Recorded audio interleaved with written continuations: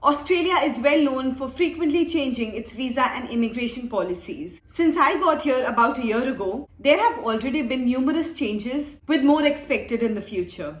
Hi everyone, thank you for coming to Ausi.Darshan. Let's take a look at what those changes are. Overall, I must say that right now the changes look positive and in our favor. First, extended time for employment gaps. Now, to obtain a TSS visa, you first need to be sponsored by a company. Previously, if you lost your job or if the company made you redundant, you had only 2 months to find another company willing to sponsor you or to provide you a job. If you weren't able to find a job or a company willing to sponsor you in these 2 months, you would have to leave Australia. Now the government has extended this period from 2 months to 6 months, which is a huge relief for TSS visa holders like us. Finding a new sponsor within the previous 2-month time period was literally next to impossible.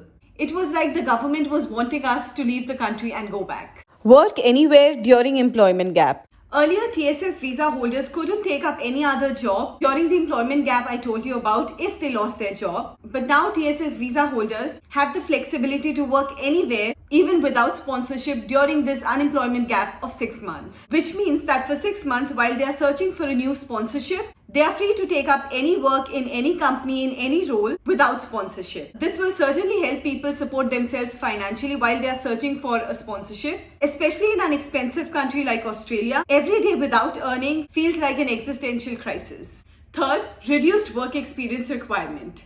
Previously, the minimum work experience requirement to be eligible for 482 work visa was 2 years. Now it has been reduced to only 1 year. When I was going through my 482 visa process, I had to submit my work experience proof like work experience reference letter confirming at least 2 years of relevant experience. However, starting from 23rd November 2024, which is almost there, the relevant work experience requirement has come down to only 1 year, which is really good news. Full-time work experience not required. Earlier, only relevant full-time experience was considered. While full-time work is still highly preferable, it's not mandatory. Which means they will also consider equivalent part-time work but not casual work. Fifth, continuous work experience not required. The policy now also recognizes non-continuous relevant work experience. Applicants no longer need to show uninterrupted work history. This change supports individuals who have had gaps in their employment due to some personal reasons like illness, travel, career changes. This definitely makes the 482 visa process more flexible.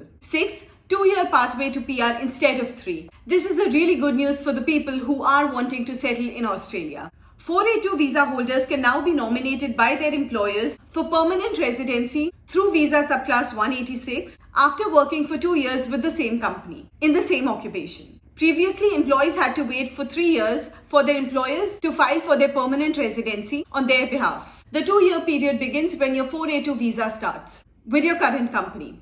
If you change your employer, the clock resets and you'll need to wait another 2 years before the company can apply for your permanent residency. 7. New criminal and civil penalties. Strict measures such as banning employers and publicly publishing their names have been introduced to combat the employers who exploit their workers because they know that it is very difficult to switch jobs when you're working on a 482 visa because we are sponsored by a company. 8th and the last point, new skills and demand visa program. You must have heard that the Australian government is replacing the 482 visa with the new skills and demand visa in the late 2024. Honestly, we don't know much about this visa because not much has been published by the government on this yet. But we definitely know that this new skills and demand visa will have 3 skills pathway: first specialist, second core, and third essentials pathway. So if you're planning to process your TSS visa, I would suggest that you do that quickly because you don't know what this new work visa would have in store for you. It can turn out to be in our favor and it might not. So why take the risk?